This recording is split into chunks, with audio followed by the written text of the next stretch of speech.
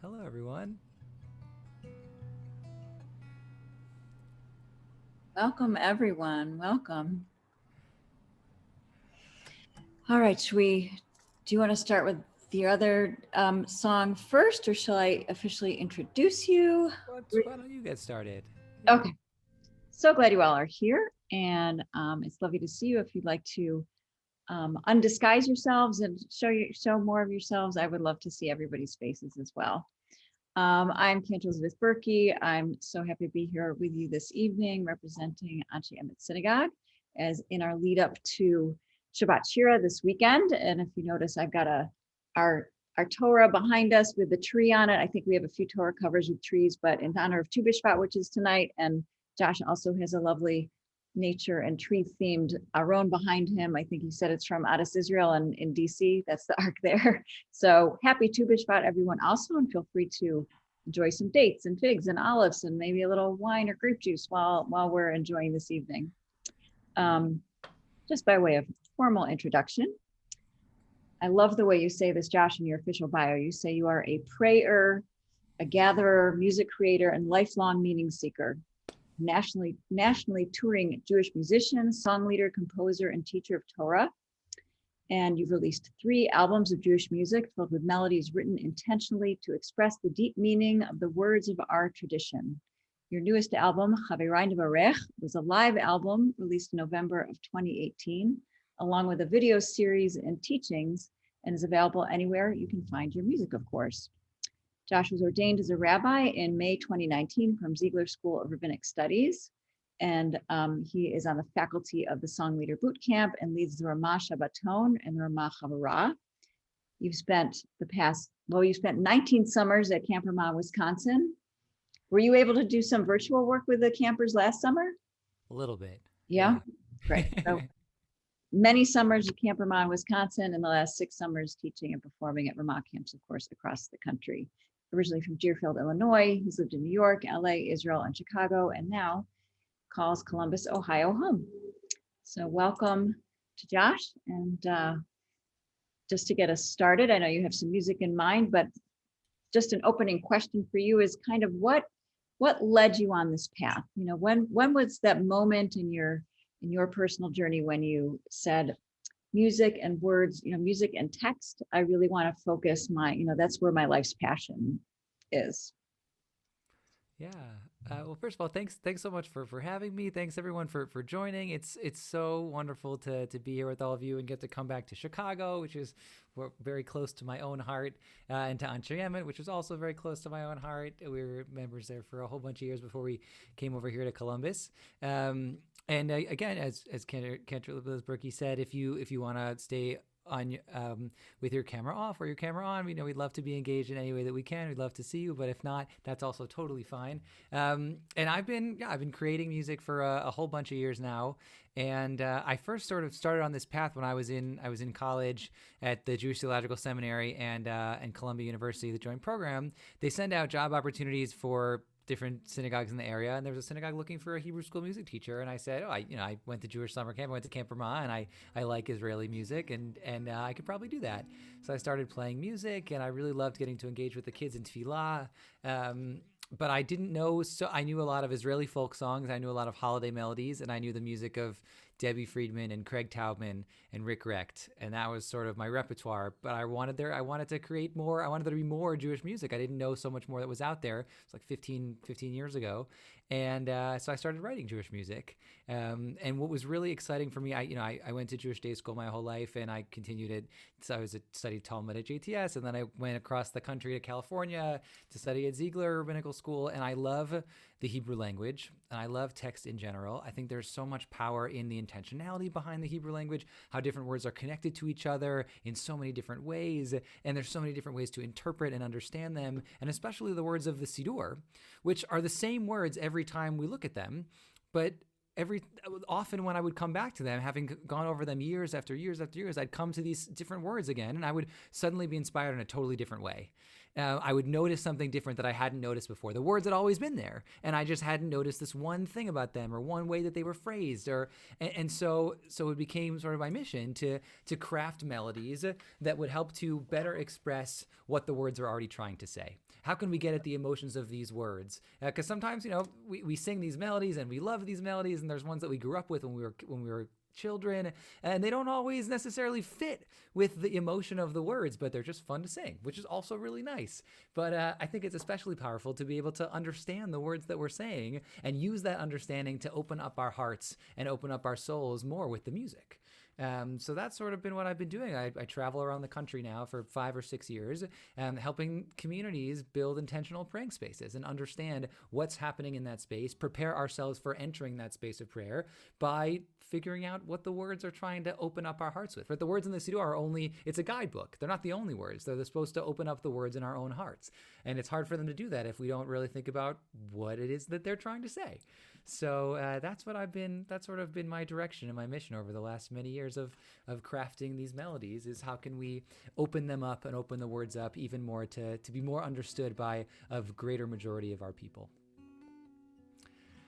So that's sort of actually a really wonderful segue into what I was hoping to do tonight, which is this conversation about music as Midrash. It's understanding the text that go into these words. And when I look at these words in the Siddur, I suddenly think of something else, and it takes me to some new direction. And so I wanted to get a little bit into the behind the scenes. We'll sing some of the melodies together, but to look at some of the texts that I think go along with them. And at the same time, also take a look at some special texts for Shabbat Shirah. We're about to enter this moment in our people where we're crossing the sea, and all moments that are transcendent or experiential in our history, you have to have song as a part of that, right? There's the song of the sea that we sing right in that moment. There's actually another story of a crossing of a sea in the Tanakh, in our text. It's in the book of Joshua, when the entire people of Israel crossed the Jordan River. And it's a very exciting moment. It's really powerful. A lot of cool stuff is happening. They plant a whole bunch of stones in the middle of the river, and then suddenly it splits. It's very miraculous, but nobody knows about it because there aren't any songs about it. In the same way that when we cross the sea, we have this powerful song that we sing right there in the Torah, and it's written out in a beautiful way so that we make sure that we see it. It's like it's being bolded just there for us to be sure that we can remember it. So we're going to get it. We're going to get at that idea to it and get to that singing. So before we enter into some of the text, let's just try that melody one more time. And that melody is it's called the Shivat Hayamim Nigun, the Seven Seas Nigun. Hopefully it kind of felt like we were on a ship or something. We'll try and see if you can feel that way again. But the melodies can take us to totally different places. So while we're singing this Nigun one more time, I just want you to notice what you notice and feel what you feel, both in singing it and in feeling it in your body. And I'd love to hear if you want to type in the chat or share afterwards if this melody takes you to a moment or to a place or makes you think of something. Would love to hear some thoughts afterwards. Try it out one more time. And the strange thing about singing together on Zoom, as you know, is that we have to be muted in order to sing together, which is very strange. However, what it does mean is that when you're singing along, all the notes that you're singing are always the right notes, because no one can tell you that they're not. So anything that you're singing is so beautiful and so wonderful. And so I really hope that you join in and sing along with me as we try it out. It goes like this.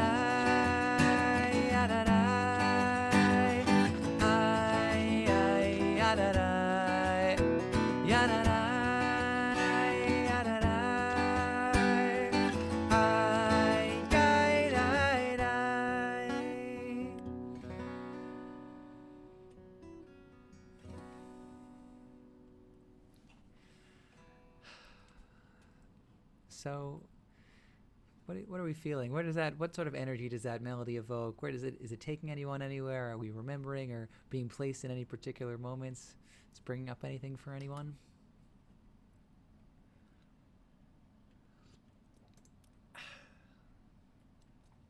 Oh, the yai part kind of felt like we were in waves. Nice. Rolling back and forth and sort of also crashing back and forth into each other if you can echo them back and forth. Nice. Love that. Ooh.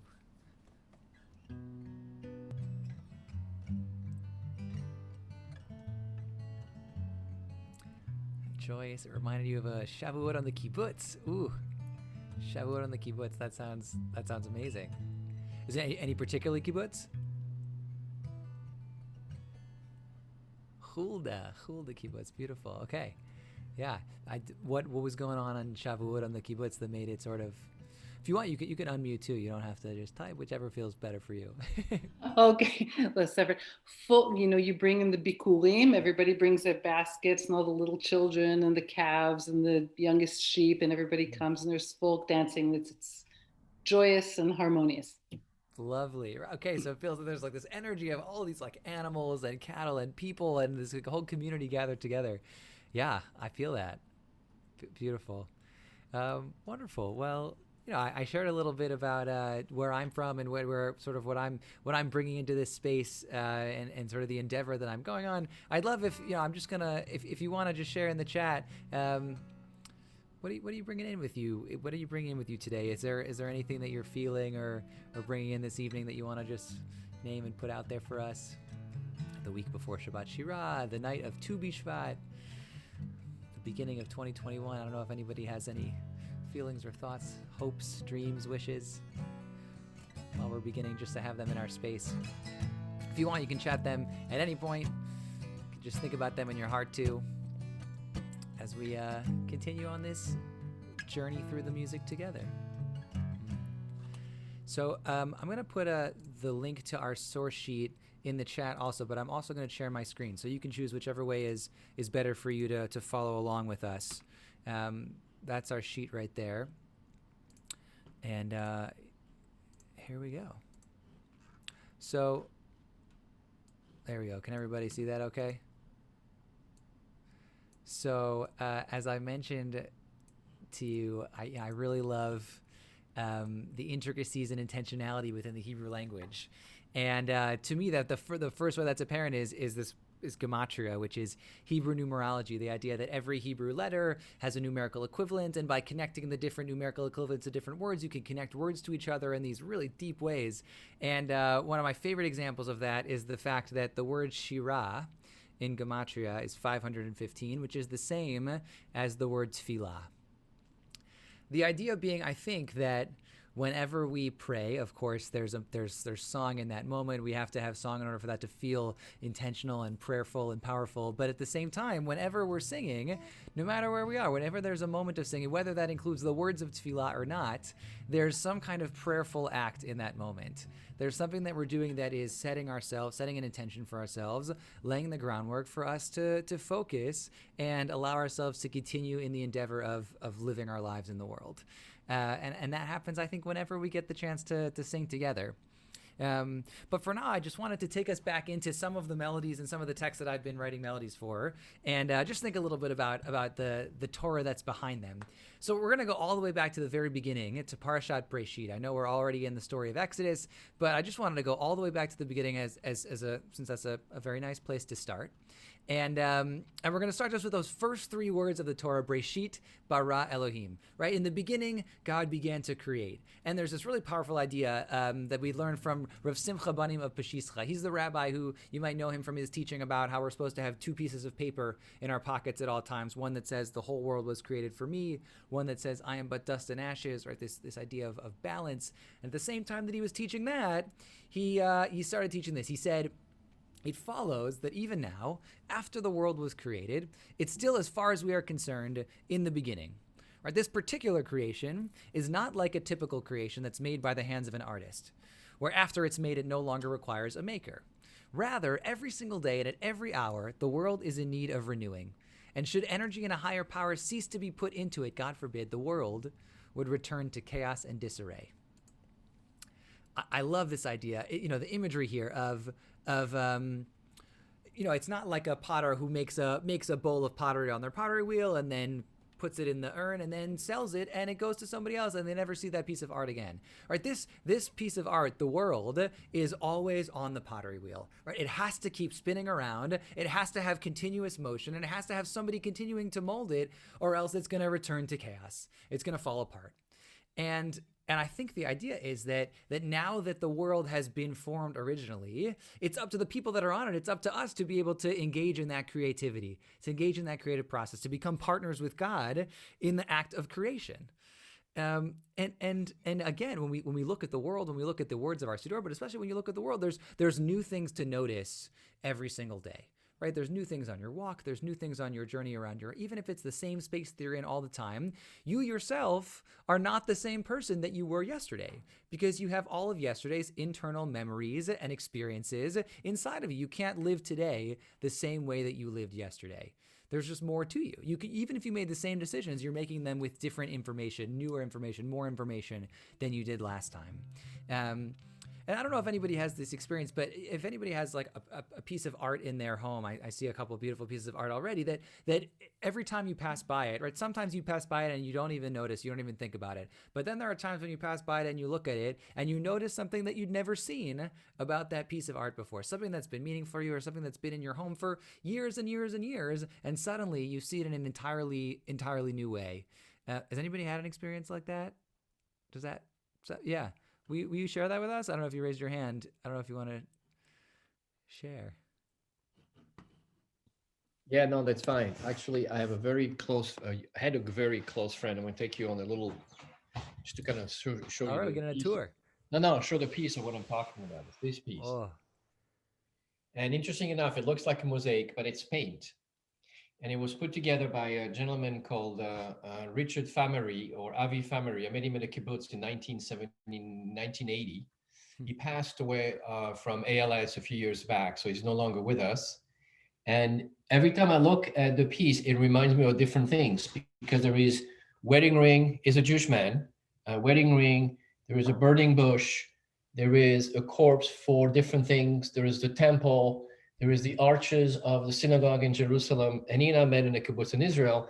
And every time I go by and every time I look at it, it's something else that show up, something else, whether it being a memory or a new discovery within the painting. And I've had this painting for, I don't know, give it 20 years, give or take a few, something like this. Wow. That's beautiful. Wow. Thank you for sharing that. It's beautiful, beautiful painting. And story as well. Does anybody else have something like that?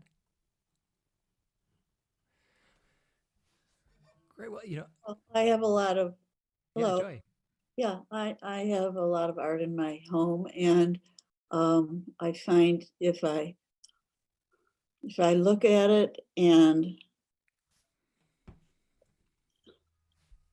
something new will hit me each time I look at that piece where I didn't see it before. It can be very small, but it's not insignificant, and it's fun to see something new come out after looking at something for so many years. The same thing can happen if you just move that piece of art to another place, and that will change what you see in it also. And it's just a very stimulating, wonderful kind of sensation to find something new in a piece that you know so well. Oh, and I love that. Right, to find something new in a piece that you know so well, even if you feel so familiar with it that you can pass it, and you could even just describe the piece to us right now, even if you felt that comfortable with it, that you can walk past it and suddenly see it in a totally new way, or because it's in a different corner of the room now, you see it literally in a new light. I love that. I think that's what's happening again with the words in the Siddur also, and with the stories of our people also, that the more that we look in it, the more that we allow ourselves to engage in the process of being a part of this trajectory, this tradition, the more it's able to inspire us and open us up.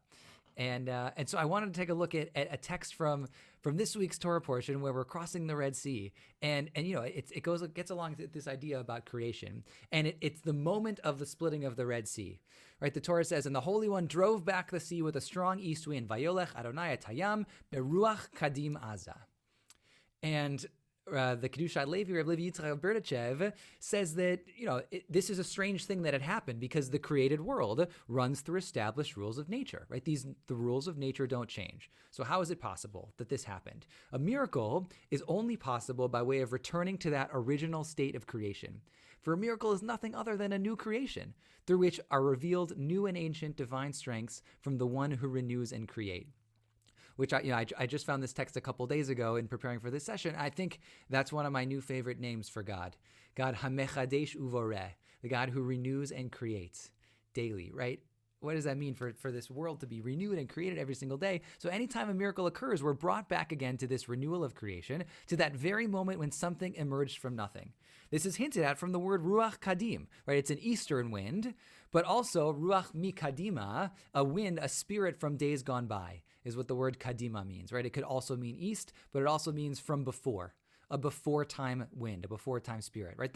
That's what blew to the sea and created this split, was this spark of creation, something that we had never seen before. Because, what is a miracle? A miracle is just something that we have never experienced before, or something that we just didn't know how to categorize before that. It doesn't necessarily have to be something miraculous. It's just something that isn't in our psyche. It's not something that's in our worldview. And then suddenly it's something that can surprise us and see us in a totally new way.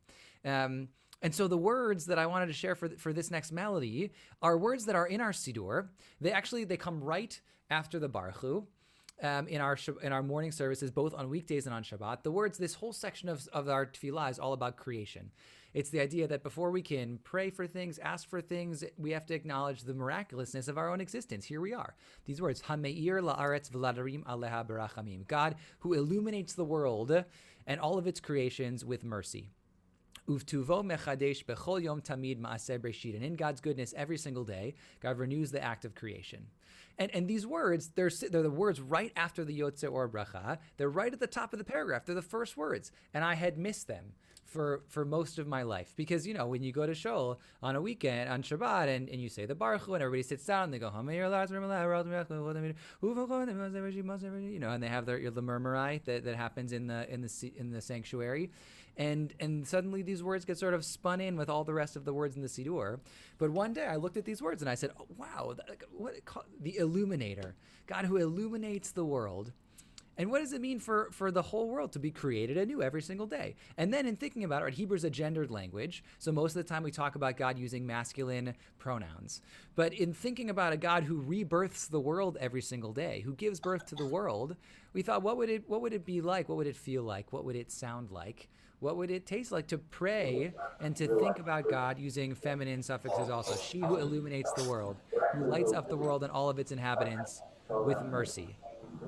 So what we're going to do is we're going to try and sing this all out together. It begins just with a primal hum, right? All the way back in the beginning. Before there was anything else, there was just a hum. And then there was a bang, and suddenly the world got bigger and bigger and bigger and included all of us. And now it's up to us to continue to create new things in the world, to be that new miraculous spirit, to be the ones who are pumping the pottery wheel. So hopefully you'll join me in this melody. It just starts with that one word, that hum, over and over again. And we'll see if we can try and create something new or experience these words anew today. It goes like this. Hum, ha, hum, ha, ha, ha, hum, ha, hum, ha, ha, ha, hum, ha, hum, ha, ha, ha, hum. Hum, ha, hum, ha, ha, ha, hum, ha, hum, ha, ha, ha, hum, ha, ha, ha, hum. Let's try that again, just the hum. Hum, ha, hum, ha, ha, ha, hum, ha, hum, ha, ha, ha, hum, ha, ha, hum. Keep it up one more time. Hum, ha, hum, ha, ha, hum, ha, hum, ha, ha, hum, ha, hum. The word is Hameira, Hameira, Hameira, Hameira la'aretz v'ladarim aleha birachamim. Hameira, Hameira, Hameira, Hameira la'aretz v'ladarim aleha, v'ladarim aleha, v'ladarim aleha, v'ladarim aleha birachamim. מחדשת וכתובה, מחדשת בכל יום, תמיד וכתובה, מחדשת מעשה בראשית. Hum now, hum now, hum now, now,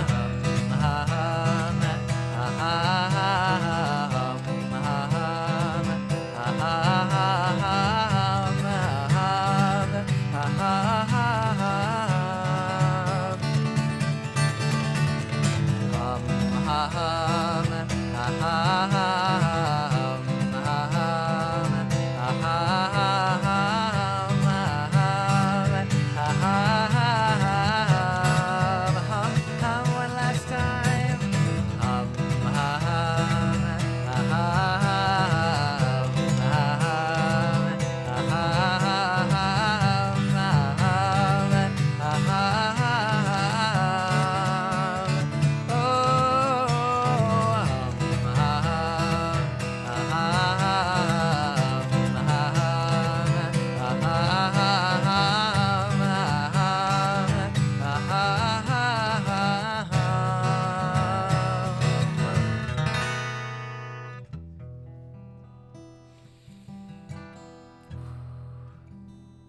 All right.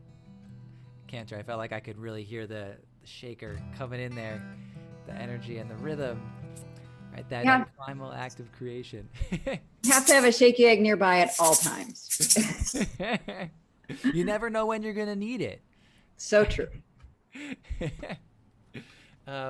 Beautiful, right? So this idea that if we can just look at these words, the next time you look at them could be the time that they open you up in a totally different way. I don't know if anybody has noticed these words before. If singing them this way felt different, did it open it up in any particular way for anyone? So now we got a different style coming up. I want to make sure that I'm keeping track of the chat here too. Why the hell's that? There you go. The hum comes out all over the place. All right, so I've been thinking about the fact that coming to Anshe Emet, there's this the idea of Az Yashir has been something that's been very integral to the thought process and the thinking about the future of the community. And here we have this parsha where we're talking about Az Yashir, where we're singing out into the future. There's this really, really beautiful midrash about what it means for people to come together and sing that I thought would be a nice opening for what's about to occur. And this is what Reb David of Kotsk says about these words, Az Yashir Moshe. Right, in Psalms it says, Kidmu Sharim Achar Nognim, right? First come the singers, and then after that the musicians. Talk about what that means, maybe, that the singers get to come before the musicians do. But okay, so when Israel crossed the sea, the angels came to sing songs before God. They came out, they wanted to sing songs of celebration, and God said to them, no, my children will sing songs first. Which is why it is written, so Moses will sing, Az Yashir Moshe. It doesn't say, and Moses sang, Az Moshe Shar, Az Shar Moshe. Rather, it's in the future tense, right? That the Holy One said that Moses and the people of Israel would sing first before the angels. And why did Israel merit this first priority treatment? Because the angels are always and at all times ready to sing before God, which is not true of the people of Israel, who are only able to sing out when they're really and truly moved to do so. The Holy One made sure then to prioritize their singing first, lest the hour of their excitement and elation and desire to sing pass them by. I love this idea that I find it to be very true, especially when I'm traveling around all over the place virtually right now, and I'm singing with a lot of communities. I'm also singing with a lot of different day schools and hoping to engage children in prayer and music, and not everybody is ready to sing all the time, right? We're a people who need to feel inspiration to sing, whether that inspiration is hurt and pain or whether it's excitement and joy, right? We need some sort of motivating emotion to bring us to the act of song. We're not like the angels who could just sing on a dime. Some people are, right? Sometimes you have those people that everything in their life is a musical. Sometimes I feel like everything in my life is a musical, but other times, it's not that we're just not ready for it. And so when the moment comes, we have to capture it. We have to take advantage of it, right? When we're ever in that state, when you say, I'm ready to sing, when you can be primed, when you can get primed to sing, that we have to take advantage of that moment. We have to let ourselves open up. We have to let it out.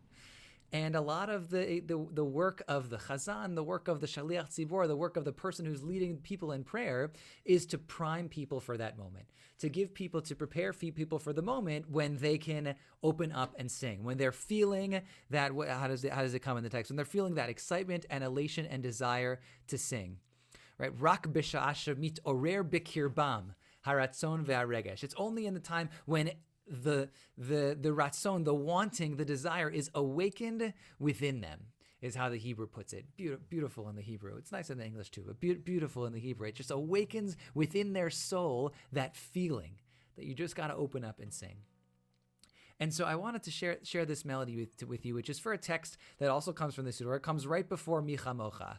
And it's, again, this one is actually just buried in the middle of the paragraph. And when I was growing up, I learned this melody when I was in youth group in USY, and it was this upbeat, really fun melody. Really fun, really engaging. I love singing it. And later on, I came back to this prayer and I thought about it and I said, that melody really does not capture what these words are trying to say. These words are some really powerful words about truth. The word, even just the word emet, I think is my favorite word in the whole Hebrew language, right? It has the entirety of the alphabet, all in that one word, all words, right? From Aleph to Taf, with the mem, the middle letter of the alphabet right there in the middle, and also the entire life cycle of a human being captured right there in that word. From em, from ima, from the mother, from the womb, to met, to death. Right there in that one word, an entire life cycle of a human being. Right, and it could pass by in a moment, like a 3-letter word, or it could be extended like the entire alphabet from Aleph to Taf. And there are moments within there where we might feel pulled to sing.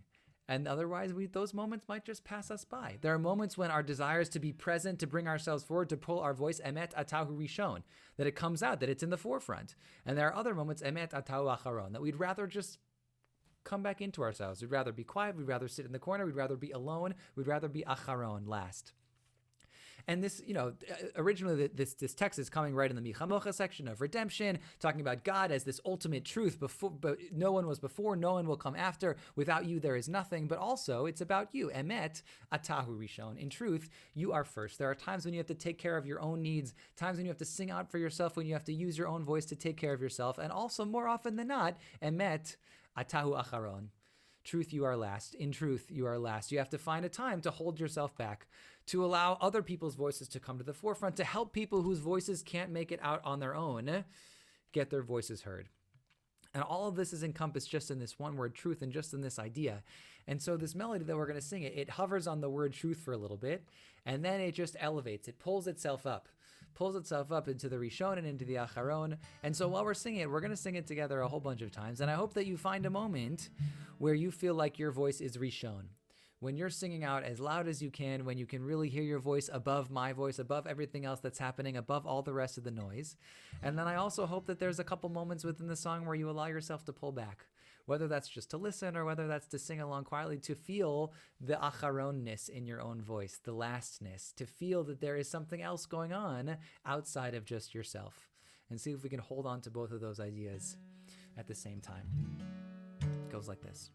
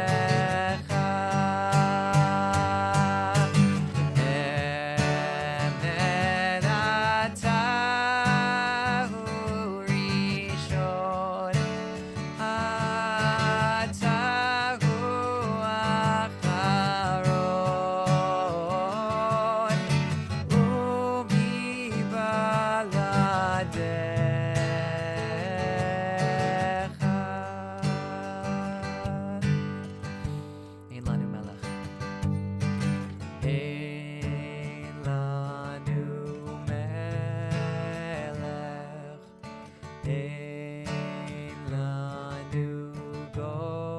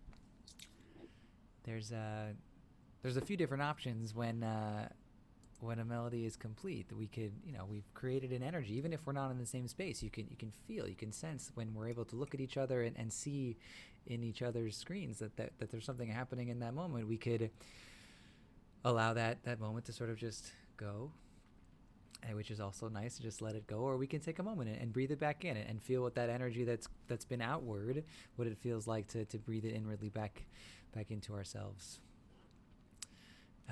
So thanks for singing that one with me. I wanted to take a moment to think about one of the heroes of our parasha, the heroes of our story, one of our most amazing prophets, and think about their connection with music and what's happening in this Torah portion. So we're feeling like we're okay for one or two more? Yeah? Okay, cool. So there's we have as we said, there's a whole bunch of different songs that are happening in this Torah portion. There's the one big one that Moses sings by himself, Az Yashir Moshe Uvenei Yisrael, and the people sing it with him, but really Moses is named, and then the people might sing it after him.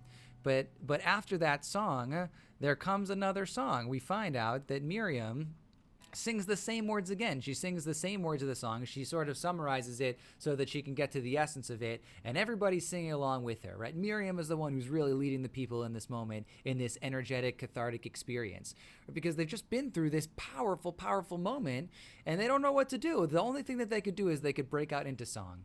And it says in the words in the Torah portion is Vatikach Miriam haneviyah achot Aharon et hatof biyada. Right? Miriam the prophetess took her timbrel in her hand, v'kol hanashim achareha betufim uvimachol, and all the women followed her just as she had planned. Right, in the words of Debbie Friedman, whose yahrzeit is also it's done Friday, which is it fits that Shabbat Shiraz when we get to celebrate Debbie Friedman's memory and life's work, which is song. Okay, so she's bringing all these people together, and she's got her timbrel with her, and all the women are following along with her. They say Shir L'Adonai Ki Ga'oga, this same song that they sang before. They sing it again. But there's this powerful thing that's happening that Rashi points out for us, which is that the righteous women in that generation were confident that God would perform miracles for them. So they brought their timbrels with them from Egypt. All right, think about it. They're leaving Egypt. They didn't even have time for their bread to rise. Right? They only brought matzah with them. They had no time to pack. They didn't know what they were doing. They didn't know what to bring with them. And yet Miriam and all the women brought their musical instruments. They brought their timbrels. They couldn't imagine a situation where they would leave Egypt and not have these musical instruments with them. They knew that this was something that they were going to need. And so she brings this instrument with her, and it serves as a point of inspiration for the people. It's the first thing that the people rally around in freedom, is this timbrel in Miriam's hand, shaking it together. Right? That moment is the first moment when they do something as a free people. They left Egypt, yeah, but they left as slaves. They crossed the sea. This is the first moment when they're really free, and they rally around music. And they celebrate with Miriam at the lead. And it's the first time they really come together. And I was thinking about this story and imagining Miriam and all the people crossing through the sea. Right? The sea is split on both sides. You have these giant walls of water around you, with the fish sort of popping out. They're sort of jumping from one side to the other side. And it's probably really scary, right? This has never happened before. We have the miracle that we talked about earlier, and they're walking through, and at any moment, the sea could just collapse on them. They had to just trust that it wasn't going to do that. But I thought about these words that we say as part of Psalm 23, Gam ki elech begeit salmavet, though I walk through the valley of the shadow of death, lo ira ra ki ata imadi. Right? I shall not fear because you are with me. And this valley of the shadow of death, right there, I feel like there's no greater picture of this valley of the shadow of death than walking with these two walls of destruction water right around you, and you're walking in the divot in between. You're walking in this valley, and you're feeling, even though you're crowded with all these people, you're feeling like you could be alone, like the waters could crash at any moment. Right? That's this moment of anxiety. And the idea is that we should think about this verse that comes 2 verses later. It isn't what comes right after it in Psalm 23, but we have these words, Ach tov v'chesed yirdefuni, that goodness and kindness will chase after us, kol yemei chayai, all the days of my life. And the idea here, and something that, that Miriam had this faith, that we just have to have this trust. And what this psalm is trying to say to us is that even when we're in our lowest point, when we're feeling the most alone, that goodness and kindness are chasing after us. They're looking for us. They don't want us to be alone. They don't want us to feel alone. And it's this word yirdefuni, again, with the powerful Hebrew words, it's a word that isn't used very often in the Bible. And when it is used, it's usually somebody on a horseback chasing after somebody. Right? This is like a chasing word. It's not just a walking. It's not just I'm looking for you. It's not like I'm playing hide and seek. Goodness and kindness are running after you at full force, looking to find you. And so I wrote this melody with a dear friend of mine, my violinist, Colleen Deeker. We travel around and we share music together, but she was in a very difficult place, and two of her friends had just passed away within the same week. And we were thinking about this text of Psalm 23, the psalm that we say at funerals when we're gathered, when we're feeling alone, like we're feeling at a loss, like we're missing somebody at the table. And so this melody started going around in our heads, and we wanted to sing these words, and we wanted these words every time we sang them to feel like we were less alone. So the idea with the melody here is that every time you sing it through, another voice is added to the mix. Another voice, whether it's in harmony, there's more voices, that there's less alone feeling because there's more voices gathered together. And then when we get to the part where it says yirdefuni, you can hear the words and the melody sort of chasing each other, like it gets more urgent in that moment. And right now, it's hard to get to sing this with because we can't be together with people adding voices on top of each other. So hopefully, in your screens, you'll get to hear more than one voice. But so I'm going to try and see if I can sing some extra parts with myself and see if we can add a couple harmonies to this moment. But hopefully, you'll sing these words along with me. Gam ki elech begeit salmame. What would it be like to walk in that valley with the walls on either side? And how can we find a way to not feel alone in that moment? What's the thought that you're going to have that will help you not feel alone in that moment? So let's try it out. Just those words. Gam ki elech. Goes like this.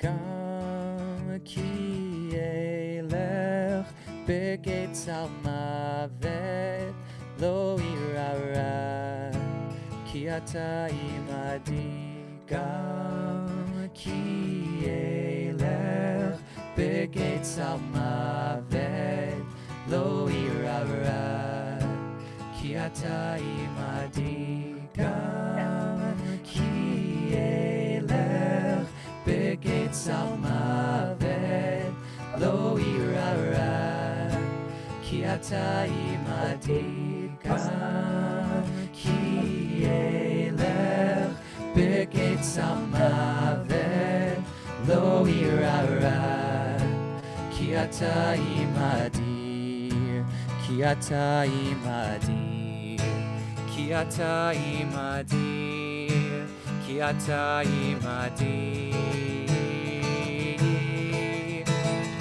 אך טוב, טוב וחסד, אך טוב, טוב וחסד, אך טוב, טוב וחסד ירדפוני, ירדפוני, ירדפוני.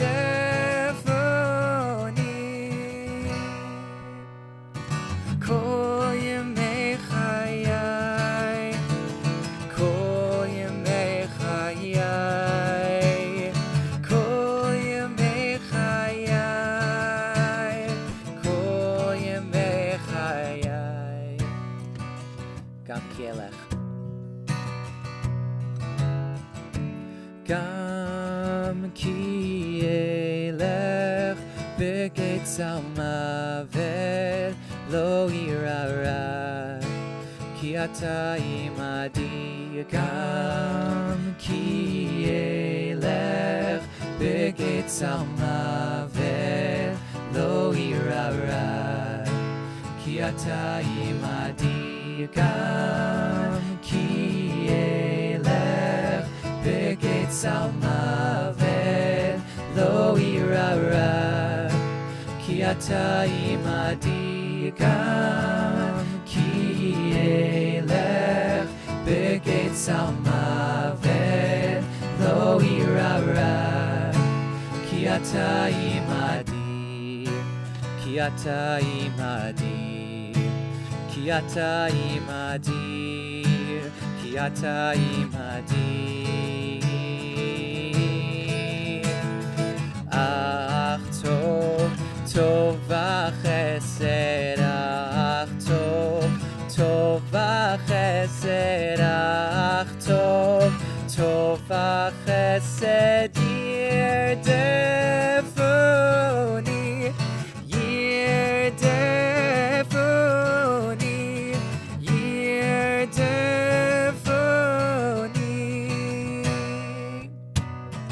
כל ימי חיי, כל ימי חיי,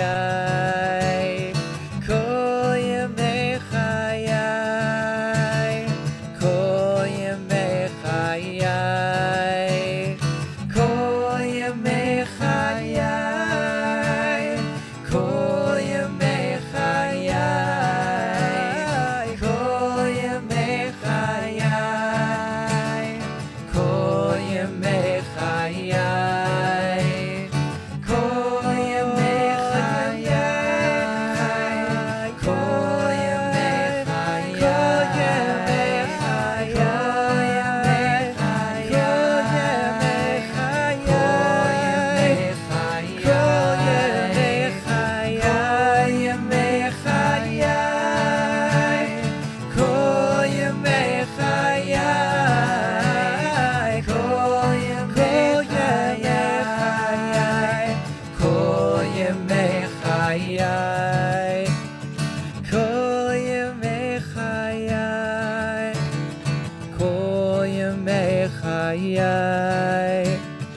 כל ימי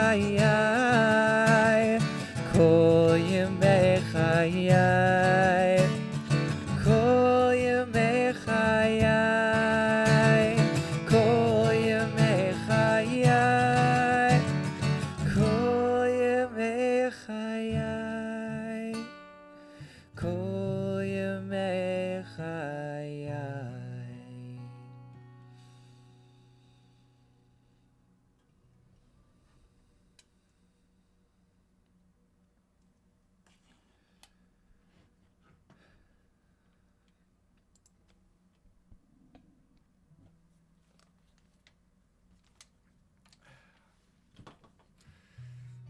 Thanks, everyone. So we have one more song that I wanted to share with all of you. But before I do, I just wanted to say thank you again for coming and joining this evening. It's really nice to get to just be together and have an evening of song, of Torah, bringing ourselves into the Shabbat of Shirah, the moment when we get to sing our first song as a people. And I was wondering, I don't know if anybody had any closing thoughts or if any questions before we move into the end, or any thoughts they wanted to share about anything we've talked about so far, the way that we experience music, the way that we understand prayer. I just have a request. Yeah. The past songs have been kind of mournful, and I've heard you do some very alive melodies, and I hope you're not going to leave us tonight without doing one of your very upbeat things that I've heard you do at Kabbalat Shabbat.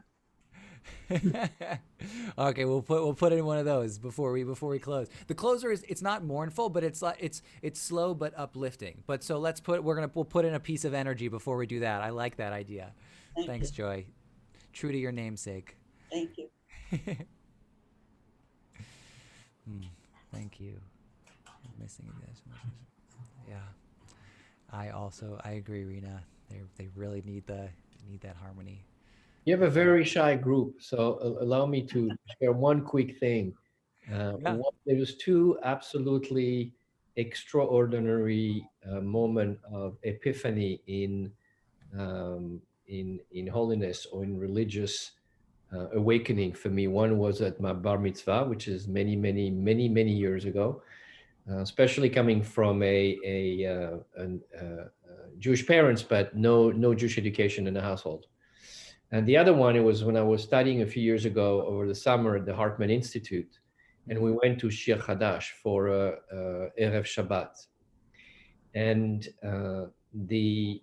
I don't know if they do it on a regular basis or not, but the chanting and the music and the voices of people, male and female, singing the introductory during Erev Shabbat at Shir Hadash absolutely brought me in a completely different plane. And always believe that both the voices, and maybe that's one of the reasons why singers come before musicians, the human voice and the voice of people are what allow us to communicate and allow us to create the bridges between this plane and any other plane that we would like to believe in, being God or otherwise. So thank you for bringing the music back. I think that's in COVID time and in isolation time is actually very pleasant. And thank you. Absolutely. Thanks for sharing those stories, those moments of inspiration. Yeah, for the art too. Yeah. I do want to thank you from me tonight. What's happened is you allow us to deepen into the words in such a beautiful way through the repetition and your melodies. And it just puts me in just a wonderful frame of mind going into Shabbat Shira. So thank you for sharing your gifts of melody with us. I do have questions, but we don't really have time for that. So maybe you and I can email back and forth, but just about like your inspirations and things like that. But no. We can get into a little of that if you want to, if people are okay for a question or two. Wonderful. Great. Good. Yeah. So I just want, do you start with text? Do you start with melody? Is it sort of a chicken and egg? Do you always know when you think of a melody, what text it's going to go to? Just sort of those creation. Yeah. I do. So I don't have sometimes I wish I had like a set writing practice where I would always write every single day or choose what I'm going to write for before I do. So it happens either way. Sometimes I'll run into a text and it'll call out for a melody for me. Right. That's what happened with Hameira, I saw that text first, and then I wanted to try and capture what that text was trying to say. But then with something like Emet, I was sitting at I was studying in Jerusalem in my year in rabbinical school, and I was sitting outside the conservative yeshiva, and they had an old guitar at the conservative yeshiva that I sort of claimed as my own, and I would just take it all the time. And I was sitting outside and just sort of playing that melody, that.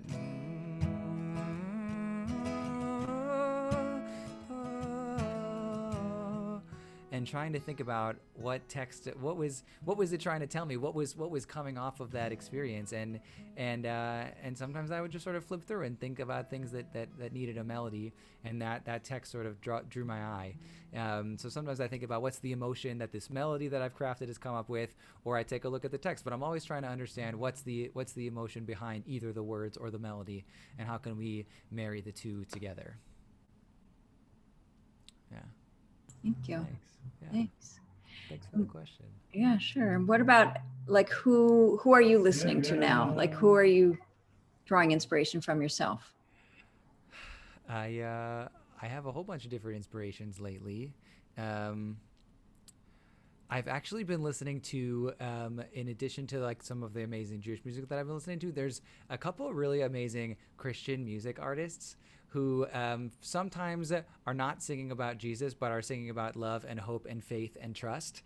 But the production value, the way that the words are crafted with the melodies, I think some of them are doing some things that are really intentional. So I found like one or two of them that have been really interesting to me to listen to on the side.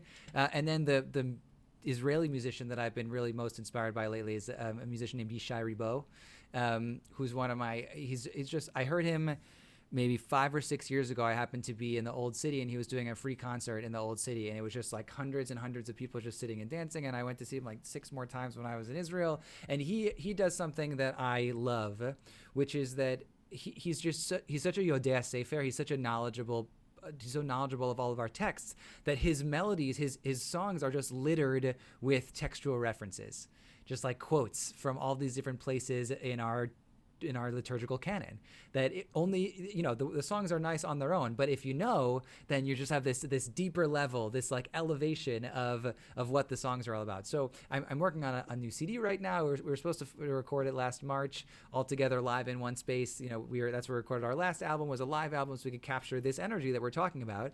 So we're going to do it in March. It obviously didn't happen, but now we're doing a distance recording of 7 of the songs that we're going to release as part of a Shabbat album, 7 songs, 1 for each day. And but they're all songs related to Shabbat, texts of the Shabbat, and 2 of them are new Shabbat Zmirot that I wrote the words to, along with that same idea of sort of just implanting and leaving all these little hints for the Yodea Sefer, the ones who really care to search to find. So that's been my inspiration lately. That's wonderful. I will say that's one of my favorite of yours is I've only heard one of your news Miro, but it's absolutely one of my favorites. It's fantastic. So look forward to the other one and your other creations too. They're coming soon. Right.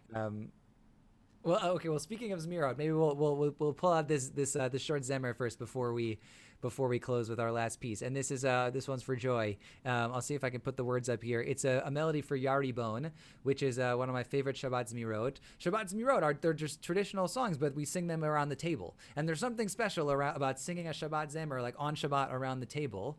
And you know that, again, with the intentionality of the Hebrew language, the word Zemer, if you read that word backwards, it's remez, which is a hint of the divine, a hint of Shabbat, a hint of elevation, right? There's something more about these things that we sing on Shabbat. This Zemer, this remez, a hint of the divine. So let's see. I'm going to try and see if I can put the words up on my screen. Oh, haha. Whoa. Okay. So I don't know if you can see that. Yeah. Okay, great. So this is Yaribon. Oh, there I am. This is Yaribon. It's a Shabbat Zemer. We usually sing it on Friday nights, but it's beautiful to be sung on Saturdays too. And it's all about lifting up. This one's one of the God as the master of the universe, Shabbat Zmirot. Not all of them have that sort of theme and theology, but this one is a particularly powerful one. And it's in Aramaic, which was the vernacular of the Jewish people at some point, which also gives us leeway to think about what is it like to write in our own language, is the language that we feel comfortable in. This was the language that was comfortable for the Jews at that time. I'll see if I can add some celebration to this one too. Here we go. Yaribon olam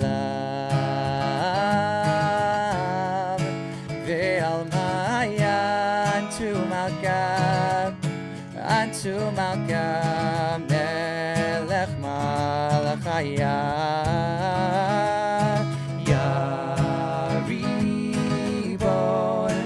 Yaribon Olam Ve'almaya Antu Malka Melech Malachaya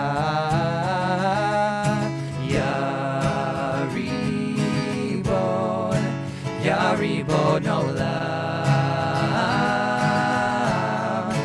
Ve'almaya Antu Malka Melech Malachaya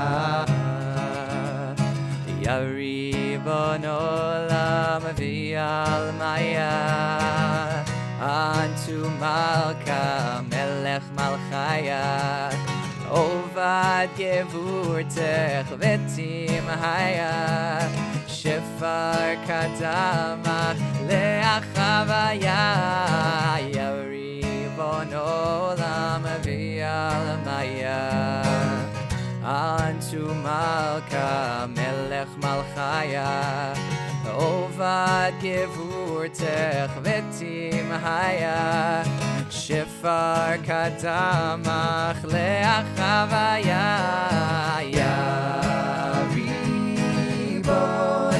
Yaribon Olam Ve'almaya Antu Malka Melech Malachaya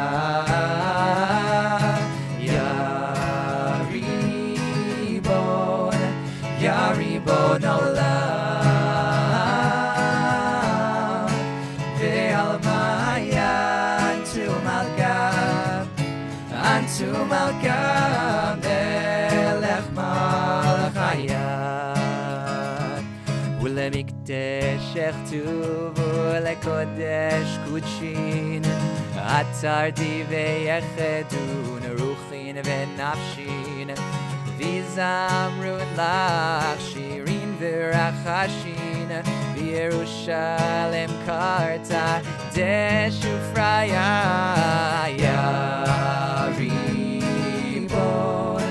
Yaribon Olam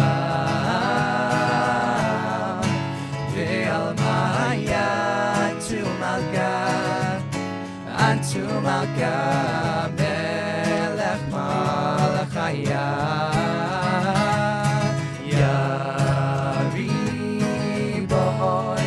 Yaribon Olam Ve'almaya Antu Malka Melech Malachaya Melech Malachaya Melech Malachaya Melech Malachaya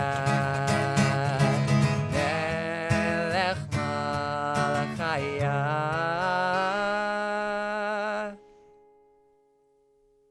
Thank you. It's one of my Thanks, dad's Joy. favorite songs on Shabbos. Different Beautiful. melody, but the same words. Different melody, yeah. Oh, beautiful. Thanks. Oh, whoa. All right. Well, so I just wanted to close with one last melody for all of us, and this is one that's been the reason I want to close with it is because it's been bringing me a lot of inspiration lately. And the words come from Psalm 59, which is a psalm that's actually, it's not a part of any service. We sing, there's 150 psalms. We sing approximately a third of them over the course of the Jewish calendar at some point. This is not one of them yet. But these words are these really powerful words about hope and strength. Va'ani ashir uzecha, and I will sing out your strength. Ve'aranen laboker chastecha, and exalt to the morning your faithfulness. Ki hayita miskavli, you've been a haven for me. Umanos beyom tsarli, and a help for me in my time of distress. And the mantra that we sort of sing over and over is Uzi elecha azamera, my strength, I will sing out to you. And it turns out, I just learned this in April, that in 1897, there was a plague in the city of Bombay. And the Jewish community of Bombay reached out to the Ben Ishchai, who was the chief rabbi of Baghdad at the time, and they said to him, can you write for us a siddur of prayers to say during a plague, of things that will bring us comfort, of words that can bring us comfort in this time of a plague? And he wrote them a siddur. These are the pages from the siddur. This page says, Tikkun la magefa, le'omro bechol yom bazman hamagefa be'ir Bombay. Here is a fixing for the plague to be said every single day during the time of the plague in the city of Bombay, written in the city of Baghdad. And then right in the middle, in the centerfold of the siddur, here are these words: Va'ani asher uzecha va'aranen laboker chastecha ki hayita miskavli umanos beyom tsarli. And then backwards, it's chiastic here. Li tsar beyom umanos li miskav hayita ki chasteka laboker va'aranen uzecha ashir va'ani. Right, these words served as like a mantra for them. Even in 1897, they were using the same exact words.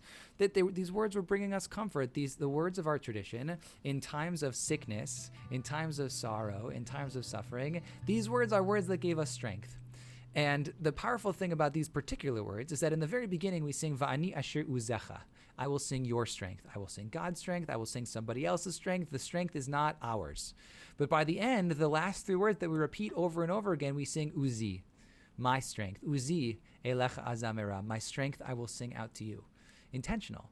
That we sing, and by singing together, by looking into each other's eyes, by understanding that we're in this experience together, you could find the power and strength in your own voice. And especially now, in this time of singing together on Zoom, you really can hear the power and strength in your own voice in a way that you can't necessarily do when you are together in a sanctuary, when your voice molds in with the crowd. This is the moment where we can find out the O's, the strength and power in our own voice.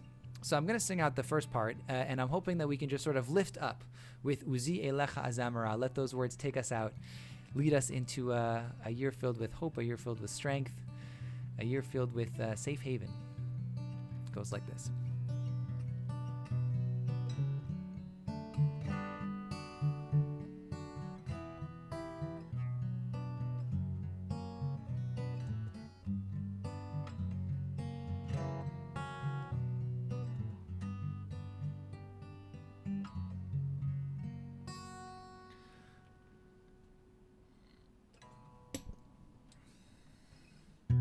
Va'ani ashiru zecha va'aranein lavoker chastecha ki hayita miskavli umanos beyom tsarli.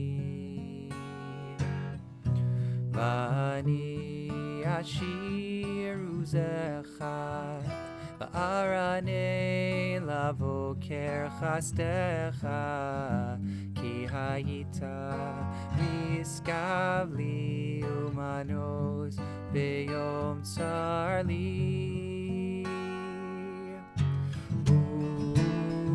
Uzi eilecha azamera azamera.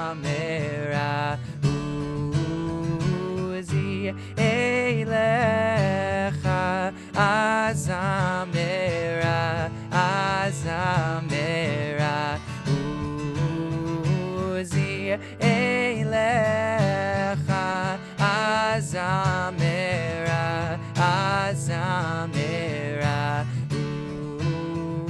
Uzi eilecha azamera azamera. Va'ani ashiru zecha va'aranei lavoker chastecha ki hayita miskavli umanos beyom tsarli.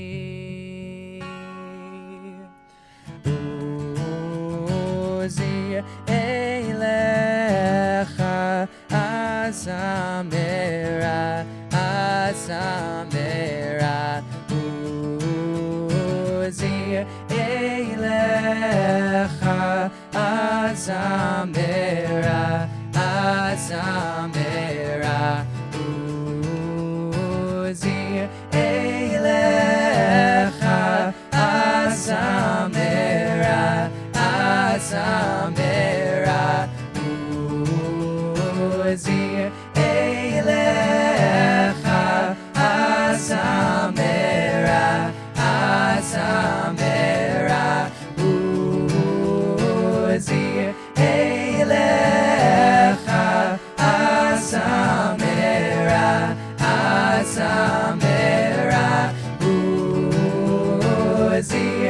Eilecha Asamera Asamera Uzi Eilecha Asamera Asamera Uzi Eilecha Asamera Asamera Uzi Eilecha Asamera Asamera.